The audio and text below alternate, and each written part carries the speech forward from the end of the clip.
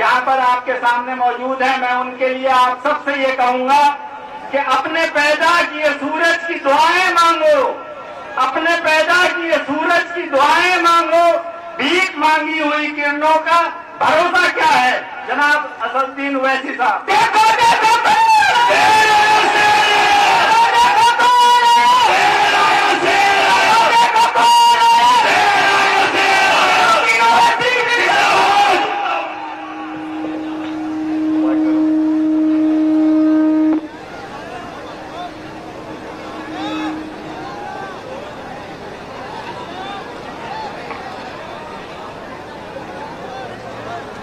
अस्सलामु अलैकुम वरहमतुल्लाहि वबरकातुहू। बिस्मिल्लाहिर्रहमानिर्रहीम। मेरे बड़े भाई मोहतरम जनाब नदीम तरीन साहब, संभल से मजलिस इत्तेहादुल मुस्लिमीन के प्रत्याशी वो उम्मीदवार मोहतरम जनाब मुशीर खान तरीन साहब, मंच पर शहनशीन तशरीफ फरमा जनाब इमरान बॉबी साहब, जनाब असदुल्ला साहब जिला सदर, हाफिज आमिर साहब, जनाब सैयद असलम साहब, मोहतरमा एडवोकेट नजमा फातिमा साहिबा, जनाब इशरत साहब, फरत अली खान साहब, जीशानुद्दीन साहब, हजरत मौलाना अब्दुल मुईद खातमी साहब, जनाब कौसर साहब, जनाब मेहताब आलम तुर्क साहब, आमिर खान साहब, हाजी सालम साहब और जनाब मोहम्मद जुबैर साहब, मौजूद हाज़रीन इकराम, बुजुर्गाने मिल्लत, मेरी इज़्ज़तदार माँ और बहनों और मेरे गयूर नौजवान साथियों, मैं आप तमाम का बेहद शुक्रिया अदा करता हूँ कि आपने अपना कीमती वक्त निकालकर आज के इस संभल के हमारे उम्मीदवार की इलेक्शन रैली में, इलेक्शन मीटिंग में आपने शिरकत की। मैं आपसे सिर्फ यही गुजारिश करने आया हूं, आपसे अपील करने आया हूं कि 14 तारीख के दिन जो मतदान का दिन है, वोटिंग का दिन है, आप तमाम लोग अपने वोट का इस्तेमाल करिए। बड़ी तादाद में सुबह के अवलीन वक्त में अपने घर से निकलकर जनाब मुशीर साहब के हक में अपना वोट देकर आप अपने सियासी शऊर को कामयाब करिए, अपने इत्तेहाद को कामयाब करिए और हिस्सेदारी की इस लड़ाई में आप अपने वोट के जरिए अपना हिस्सा हासिल करिए।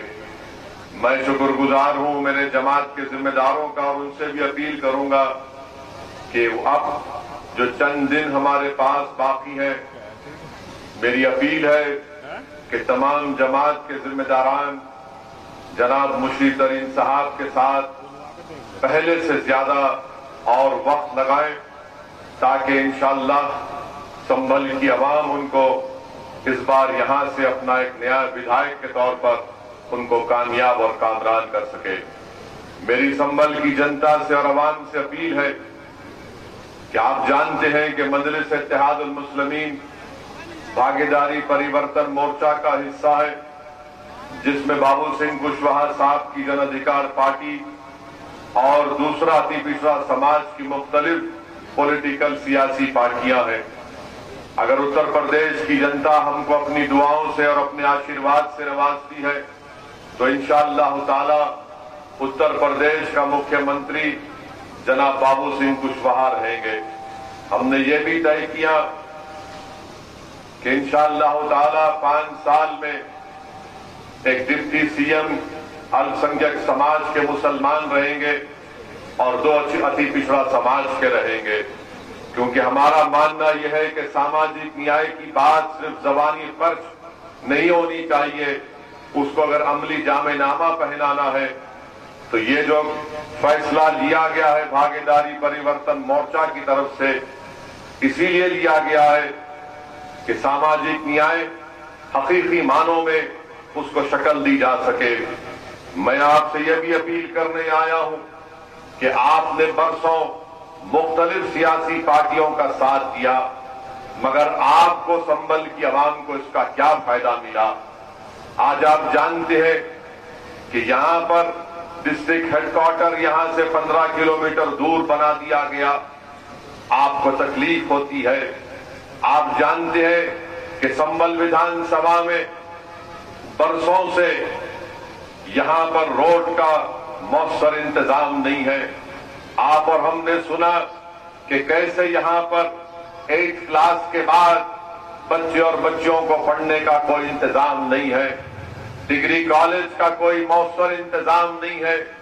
शिक्षा के ताल्लुक से न बीजेपी की सरकार ने कुछ किया, न यहां पर संभल के जो विधायक जिसको आपने एक मर्तबा नहीं बल्कि 30 साल से आप उनको कामयाब कर रहे हैं, उन्होंने इस जानिब कोई तवज्जो ली। संभल की आवाम जानती है कि जिला अस्पताल नाम पर है, वहां पर किसी का इलाज नहीं होता। संभल की आवाम जानती है कि सराय तरीन में जो हड्डियों से हैंडीक्राफ्ट का काम हो सकता था उसको आगे बढ़ाया जा सकता था, मगर यहां की विधायक ने और बीजेपी की सरकार ने इसके लिए कुछ नहीं किया। मेरे अजीज दोस्तों और बुजुर्गों, ये चुनाव संभल के मुस्तकबिल को तय करेगा। अगर आप इस नाइंसाफी के खिलाफ मजलिस के उम्मीदवार के हक में वोट देंगे तो मैं आपसे वादा करता हूं कि इंशाअल्लाह ताला ये मेरी पर्सनल जिम्मेदारी होगी कि संभल की जनता से इंसाफ किया जाए और यहां पर विकास हो। आपको आकर, आपके दरमियान में आकर बीजेपी, समाजवादी और बसपा कहेगी कि अगर ओवैसी का उम्मीदवार कामयाब होगा तो क्या वो सत्ता में आएगा। मैं उनको ये जवाब दे रहा हूं कि बताओ, आपने यहां से सपा के जो मौजूदा विधायक हैं आली जनाब नवाब साहब को कामयाब किया। क्या नवाब साहब जब अखिलेश मुख्यमंत्री थे तो क्या नवाब साहब को तौफीक नहीं हुई कि संभल में विकास का काम करवाया जाए? क्या यहां पर नवाब साहब को ये नहीं मालूम था कि जब समाजवादी पार्टी डॉक्टर मनमोहन सिंह सरकार की तायीद कर रही थी तो क्या उन्होंने संभल में रेलवे स्टेशन में किस काम का है? वो तो म्यूजियम बना हुआ है, ना ट्रेन निकलती है ना वहां से कोई जाती है। नवाब साहब ने क्या किया फिर? नवाब साहब तो मंत्री तो जरूर बन गए। मैं ये पूछना चाह रहा हूं नवाब साहब से, क्या अखिलेश ने आपसे ये कहा था कि मंत्री बनना पसंद है या संभल का विकास कराना पसंद है तुमको? तो क्या नवाब साहब ने कहा? तो सारे जरूर नवाब साहब ने अखिलेश को कहा होगा कि भैया जी हमको मंत्री बना दीजिए, ये पिता हुआ कहां जाएगा, आपको ही वोट देगा।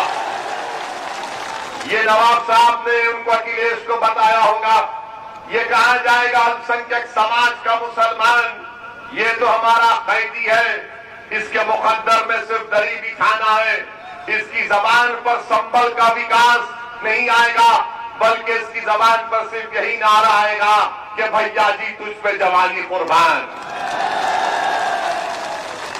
कब तक जवानी कुर्बान करेंगे संभल के नौजवानों? क्या तुमको संभल की तरक्की से कोई मतलब नहीं है? मैं यहां पर हमारी इज्जतदार मां और बहनों से अपील कर रहा हूं, क्या आपको पसंद नहीं है कि आपकी बेटी एक स्कूल को जाए, एक कॉलेज को जाए और इल्म के जेवर से आरास्ता हो जाए?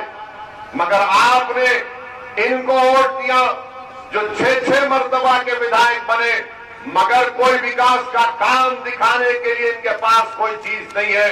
मगर आज मैं आपसे कह रहा हूं कि आप डर कर वोट मत दीजिए, आप डर की बुनियाद पर वोट मत दीजिए। समाजवादी पार्टी और बसपा ये जानती है कि आपको डराया जाए, डर के नाम पर वोट हासिल किया जाए, और जब डर के नाम पर आप वोट दे देते हैं तो संभल का विकास कभी नहीं होगा। अगर आज ओवैसी आपके दरमियान में आकर हमारी इज्जतदार मां और बहनों से अपील कर रहा है नौजवानों से अपील कर रहा है, यहां के बुजुर्गों से अपील कर रहा है, अगर आप उम्मीद के नाम पर वोट देना चाहते हैं तो मजलिस के हक में पतन के निशान पर बटन दबाकर आप कामयाब करिए। उम्मीद अगर आपकी बाकी रहेगी तो इंशाअल्लाह ताला संभल का विकास होगा। अगर सिर्फ डर के नाम पर वोट देंगे तो याद रखिए कभी संभल का विकास नहीं होगा। इसी तरह आपको डराया जाएगा और इसी तरह आपको लूट डाला जाएगा, इसी तरह आपको कुचला जाएगा, इसी तरह बच्चों की तालीम तर्क हो जाएगी, इसी तरह गरीब अस्पताल नहीं होने की बिना पर सिसक कर मर जाएगा।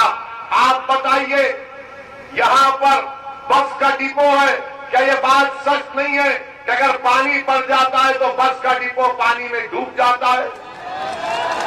क्या ये सच नहीं है? अच्छा, संभल में किसका विकास हो रहा है? संभल में किसका विकास हो रहा है? संभल में सिर्फ एक ही आदमी का विकास हो रहा है, नवाब साहब का। नवाब साहब का कोल्ड स्टोरेज ऊंचा जा रहा है, नवाब साहब का सिरिंज का मैन्युफैक्चरिंग बिजनेस दौड़ रहा है और संभल की जनता वही गरीब पिस रही है पानी के लिए, शिक्षा के लिए, अस्पताल के लिए, सराय तरीन में हड्डियों के हैंडीक्राफ्ट के प्रमोशन के लिए।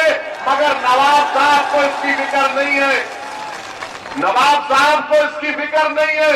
नवाब साहब अखिलेश को जाकर ये बात समझा चुके कि भैया जी संभल की जनता को सिर्फ डरा करो, हासिल करो और वो आंख बंद करके आपको वोट भी देंगे।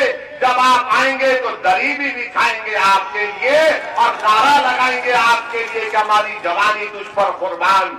मेरे अजीज दोस्तों और बुजुर्गों, मैं आपसे अपील करने आया हूं कि अब हम दरी नहीं बिछाएंगे इंशाअल्लाह ताला।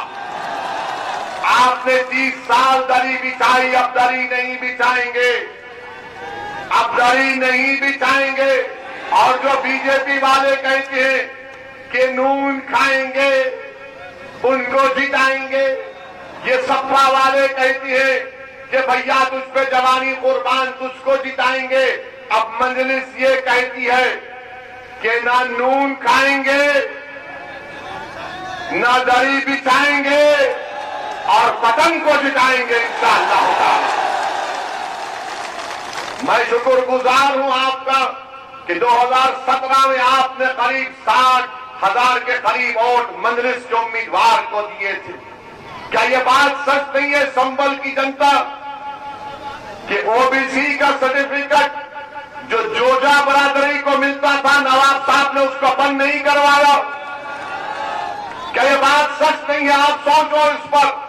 ओबीसी का सर्टिफिकेट जोजा बरादरी को मिलता था तो नवाब साहब को तकलीफ हो गई अंदर से, ये तरक्की कर रहा है तो मेरा क्या होगा? तो नवाब साहब ने कहा कि जोजा बरादरी को सर्टिफिकेट नहीं मिलना चाहिए, जितना विकास होगा सिर्फ मेरा होगा और मेरे परिवार का होगा। मेरे अजीज दोस्तों और बुजुर्गों, पहचानिए जो आपके दरमियान में सादुद्दीन कोपेक को पहचानो, आप कोपेक को पहचानो। अगर तुम पहचान लोगे तो तुम मजलिस के उम्मीदवार के हक में अपने वोट का इस्तेमाल करोगे। मेरे अजीज दोस्तों और बुजुर्गों, क्या आपने देखा कि नवाब साहब ने CAA के प्रोटेस्ट में शहरोज उस्मानी और बिलाल पाशा, शहरोज उस्मानी संभल का 22 साल का नौजवान, बिलाल पाशा 31 साल का नौजवान, क्या आपने सुना कि अखिलेश ने कभी उनके घर को जाकर शहरोज और बिलाल से पुरसा दिया? क्या कभी नहीं? क्या कभी नवाब साहब ने उत्तर प्रदेश की विधानसभा में शहरोज और बिलाल का जिक्र किया? तुमने सुना नवाब की जबान से उत्तर प्रदेश की विधानसभा में जिस बच्चे को उत्तर प्रदेश की सरकार ने गोली मारकर शहीद कर दिया, क्या नवाब साहब ने उसके इंसाफ का मुतालबा किया उत्तर प्रदेश की विधानसभा में? तो क्या आप उन लोगों को वोट देंगे जो मरने वालों का जिक्र नहीं करना चाहते उत्तर प्रदेश की विधानसभा में? क्या तुम्हारी जबानें बंद क्यों है? नवाब बताओ, बच्चे मर गए CAA के प्रोटेस्ट में, मगर तुम्हारी जबान पर शहरोज और बिलाल पाशा का नाम नहीं आता। अरे तुम्हारा कलमा तो भैया बन चुका है नाइंसाफी के खिलाफ आवाज बुलंद करना, तुमने उसको अपनी आदत बना ली है। मेरे अजीज दोस्तों और बुजुर्गों, याद रखिए, इसीलिए मैं आपसे अपील करने आया हूं कि मजलिस के उम्मीदवार को कामयाब करो। जब उत्तर प्रदेश की विधानसभा में मजलिस का नुमाइंदा कामयाब होकर अल्लाह के फजल से आपकी दुआओं से जाएगा तो उसकी जबान पर कोई रोक टोक नहीं होगी। अगर अल्लाह ने यहां से हमारे मुशीर साहब को कामयाब किया तो मैं आपके दरमियान में खड़े होकर इस बात को कह रहा हूं कि मुशीर साहब उत्तर प्रदेश की विधानसभा में आपके नाइंसाफी और आपके हक के लिए पुकारेंगे, लड़ेंगे और ऐसी दीवानगी का मुजाहरा करेंगे कि लोग कहेंगे कि संबल से कौन शेर आ गया उत्तर प्रदेश की विधानसभा में। जितने भी अब जीत कर गए अपने आप को तो शेर तो बोलते हैं मगर कालीन के शेर हैं ये। भैया के सामने अपनी दुम को पैरों में दबा लेते हैं। बताओ नवाब, क्या ये बात सच नहीं है? क्या ये बात सच नहीं है कि आज से 25 दिन पहले जब आप अपने पार्टी के दफ्तर में गए तो आप पुकार रहे थे अध्यक्ष जी, अध्यक्ष जी और अध्यक्ष जी बेटा तू। जब तुम्हारी वहां पर इज्जत नहीं है तो संभल की जनता का विकास कहां से होगा? मेरे अजीज दोस्तों और बुजुर्गों, 6 मरतबा का विधायक आपने उनको कामयाब किया। अब आपको एक अच्छा और नया फैसला लेने की जरूरत है। आपको एक इनकलाबी कदम उठाना पड़ेगा। और मैं आपको एक और बात बताता हूं, ये विधानसभा के चुनाव इस बात को तय करेंगे कि 2024 में कौन पार्लियामेंट का इलेक्शन लड़ेगा। और जो डॉक्टर साहब के लोग ये गलत फहमी है, मैं उनको भी बता रहा हूं, अखिलेश यादव के परिवार का एक पोता पूरा इरादा कर चुका है कि 24 से संबल में जैसा कि मुलायम सिंह लड़े थे, वो ये चाहता है कि उनके परिवार का आदमी यहां से लड़े। इसीलिए फैसला सही करो ताकि तुमको 2 साल के बाद शर्मिंदगी न उठाना पड़े। मेरी बात को याद रखो, लिख कर रख लो, लिख कर रख लो। मेरी इस बात को सच साबित होगी 2024 में। मैं भी इंतजार करूंगा 24 का इंशाअल्लाह ताला। ये लड़ाई सिर्फ विधानसभा की नहीं है, ये लड़ाई सिर्फ 24 की लड़ाई नहीं है, ये लड़ाई सिर्फ 27 की लड़ाई नहीं है, ये लड़ाई सिर्फ 29 की लड़ाई नहीं है, ये लड़ाई 2034 की लड़ाई नहीं है, बल्कि अवैसी तुम्हारे दरमियान में कहकर पूरे जिम्मेदारी के साथ मैं कह रहा हूं, मैं जब तक जिंदा रहूंगा संबल की और उत्तर प्रदेश के मजलूमों की बात करूंगा। मैं जब इस दुनिया से जाऊंगा जरूर, हम सब जाएंगे, हम सब फना होने के लिए आए, हम सब मट्टी की ग़िज़ा बनेंगे। मैं चले भी जाऊंगा तो मेरी ऐन ख्वाहिश ये है कि संबल में इंशाअल्लाह ताला मुझसे काबिल 1 नहीं 2 नहीं बल्कि हजारों की तादाद में लोग खड़े हो जाएंगे और हक के लिए लड़ते रहेंगे इंशाअल्लाह ताला। ये हमारी लड़ाई, ये सिर्फ विधानसभा की लड़ाई नहीं है। मंजिल बहुत दूर है, मैं जानता हूं मुश्किल सफर रहेगा, मैं जानता हूं कि खाक और खून के दरियाओं से गुजरना पड़ेगा। मेरी जिंदगी किसी महलात से मैं चलकर नहीं आया हूं उत्तर प्रदेश को, मैं चमन पर टहल के उत्तर प्रदेश को नहीं आया हूं, मैं भी जेल को गया हूं, मैंने भी पुलिस की लाठियां खाई है। एक नहीं, पुलिस कितनी लाठियां खाई कि मेरे सर पर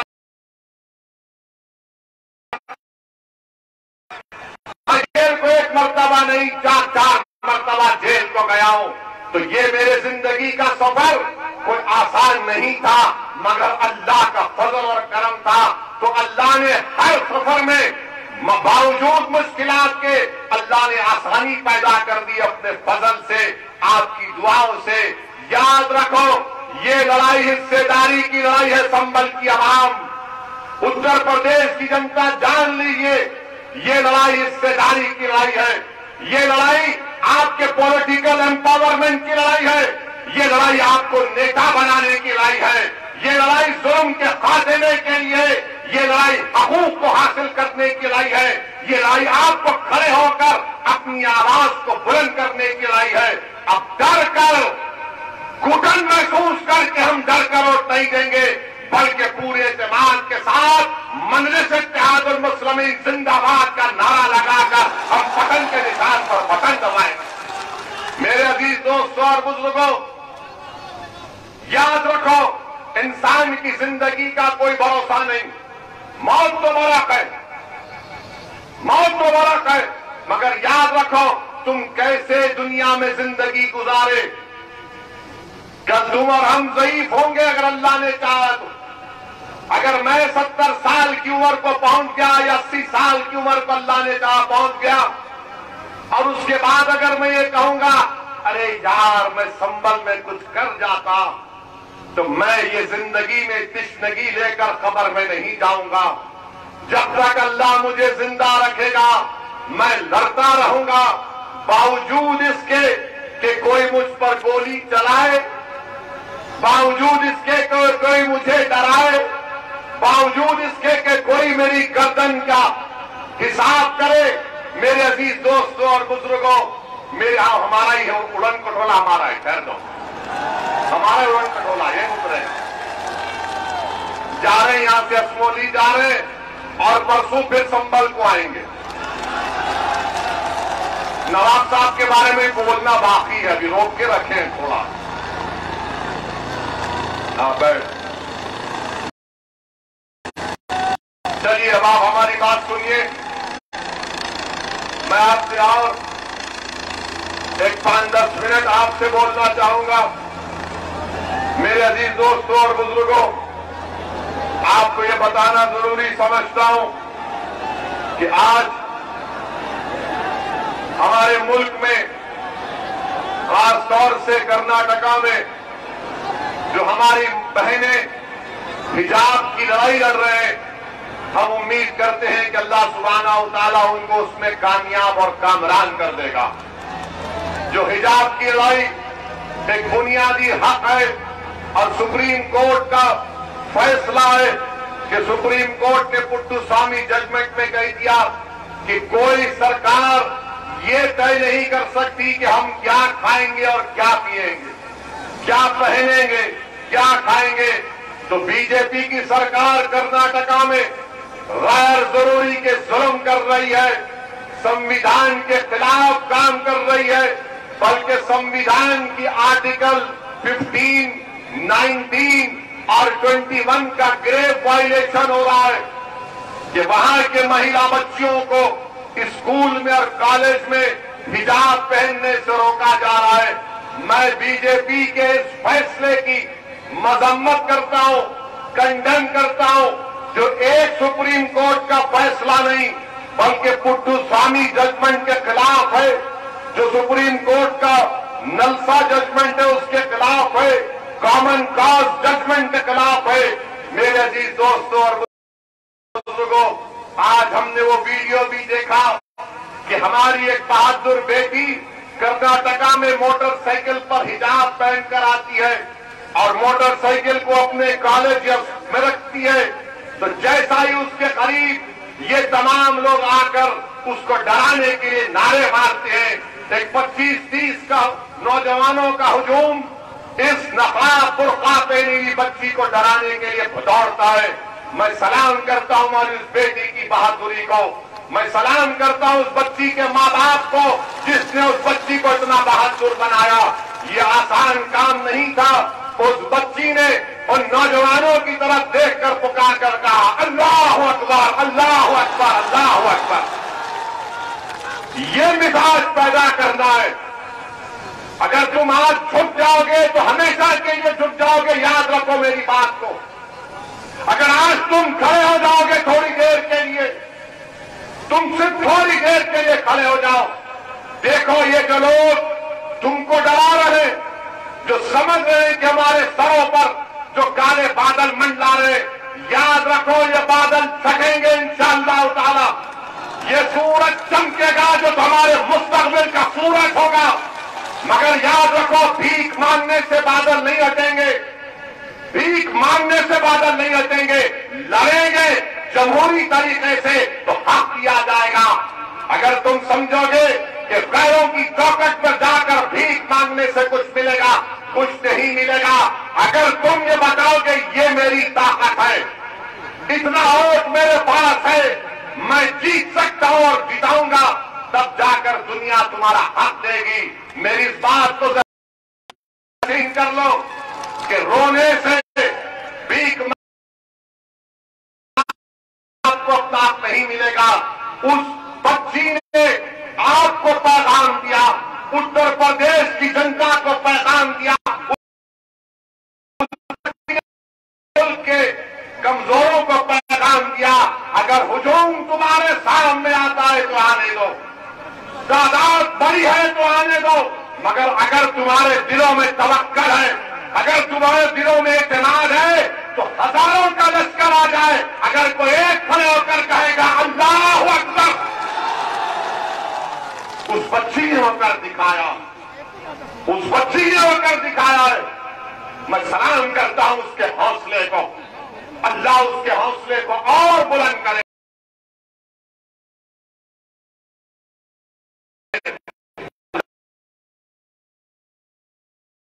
जज्बा पैदा करे कि अगर कोई हमारे किसी भी मजहब की या बिरादरी की बच्ची हो तो बच्ची ठहर जाए अपने आप के। ये हमारी लड़ाई है, इस लड़ाई को समझने की जरूरत है मेरे अजीज दोस्तों और बुजुर्गों।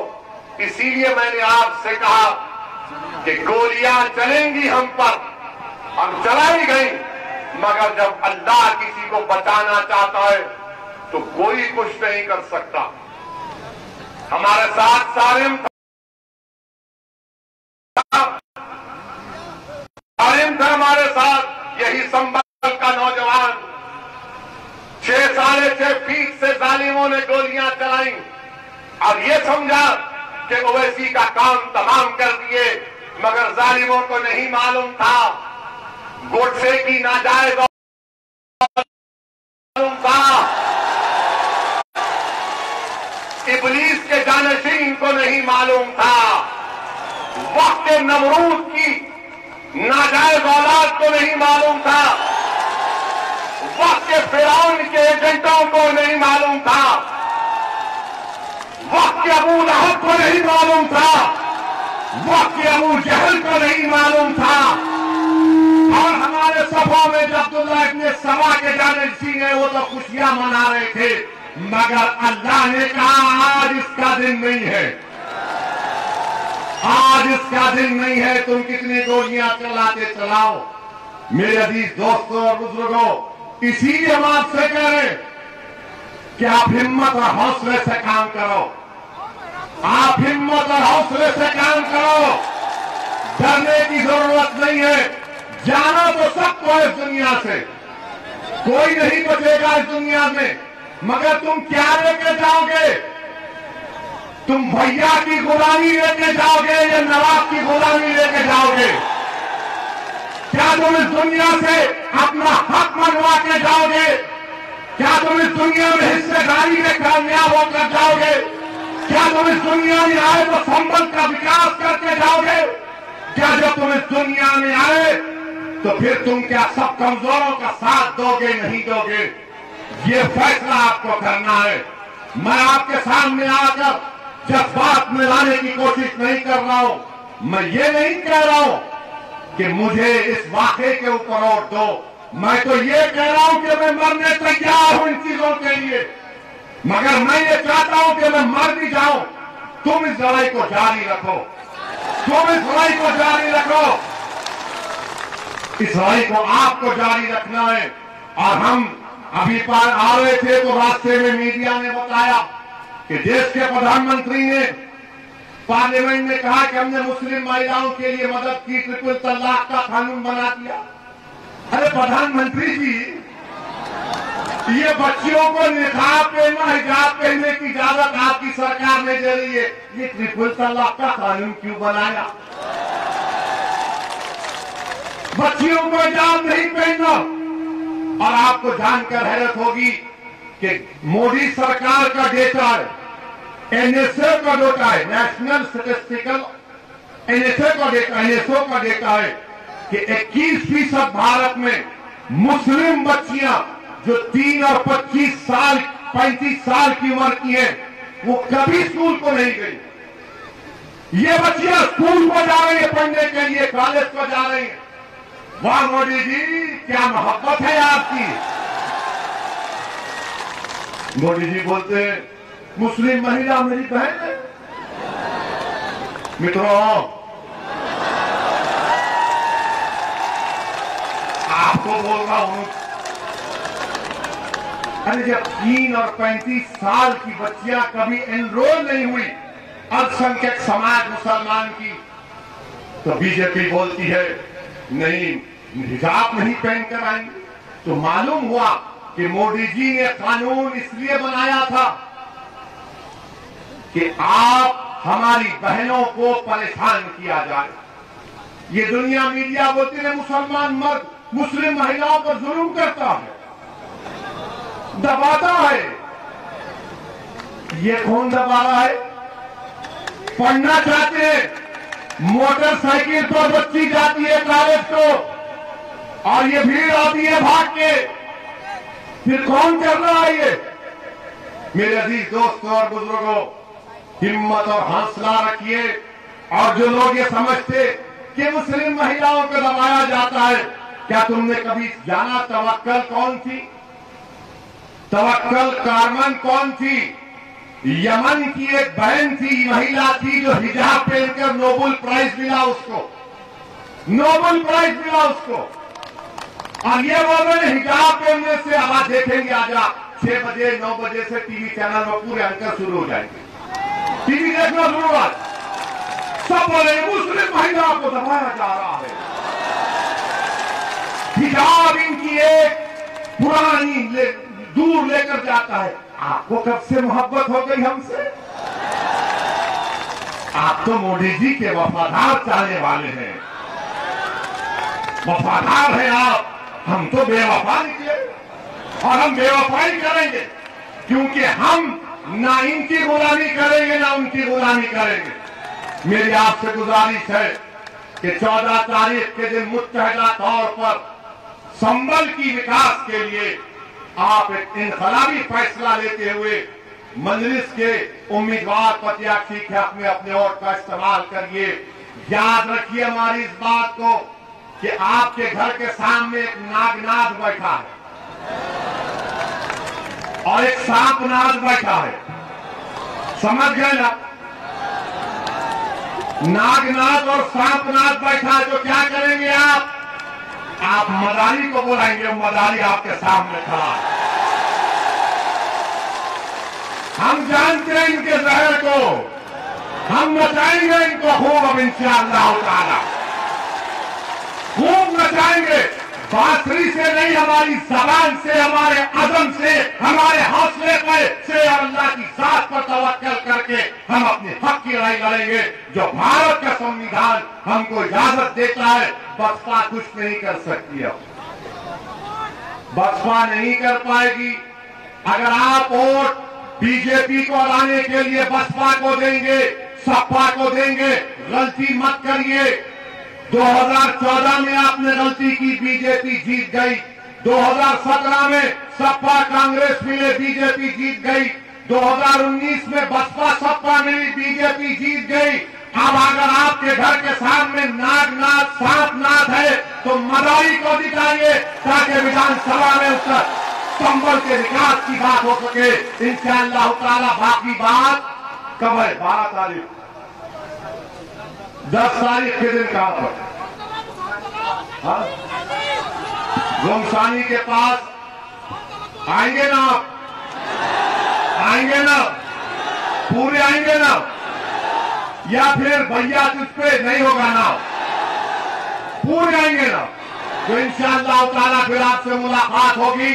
हमारे पैगाम को आप सब जगह पहुंचाइए, अपने बुजुर्गों तक, अपने महिमा माँ और बहनों तक। अस्सलाम वालेकुम व रहमतुल्लाहि व बरकातहू।